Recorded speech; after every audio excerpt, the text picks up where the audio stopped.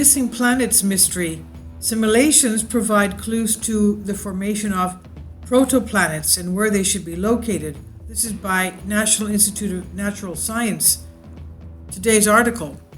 Forming planets are one possible explanation for the rings and gaps observed in disks of gas and dust around young stars, but this theory has trouble explaining why it is rare to find planets associated with rings. New supercomputer simulations show that after creating a ring, a planet can move away and leave the ring behind. Not only does this bolster the planet theory for ring formation, the simulations show that a migrating planet can produce a variety of patterns matching those actually observed in disks. Young stars are encircled by protoplanetary disks of gas and dust. One of the world's most powerful radio telescope arrays, the Atacama Large Millimeter Submillimeter Array, ALMA for short, has observed a variety of patterns of denser and less dense rings and gaps in the protoplanetary disks. Gravitational effects from planets forming in the disk are one theory to explain these structures, but follow-up observations looking for planets near the rings have largely been unsuccessful.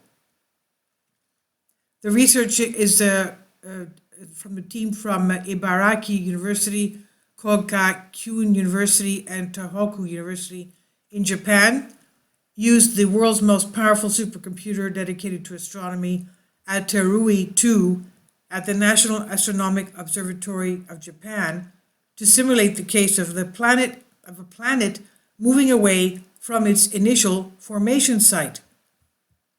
Finally, support my Patreon account. The daily posts are 5 videos daily, and they are totally different from what I have on my YouTube channel. Thank you so much for your support and that you find all my content so interesting. You'll find the Patreon account details in the description box.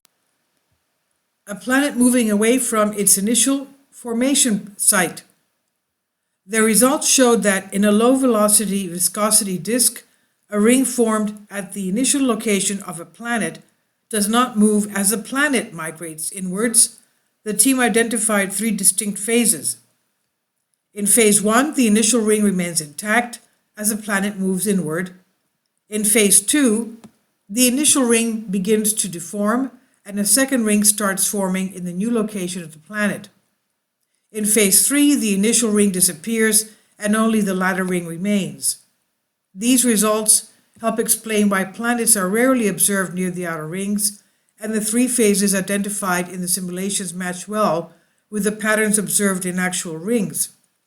High-resolution observations from next-generation telescopes, which will be better able to search for planets close to the central star, will help determine how well these simulations match reality.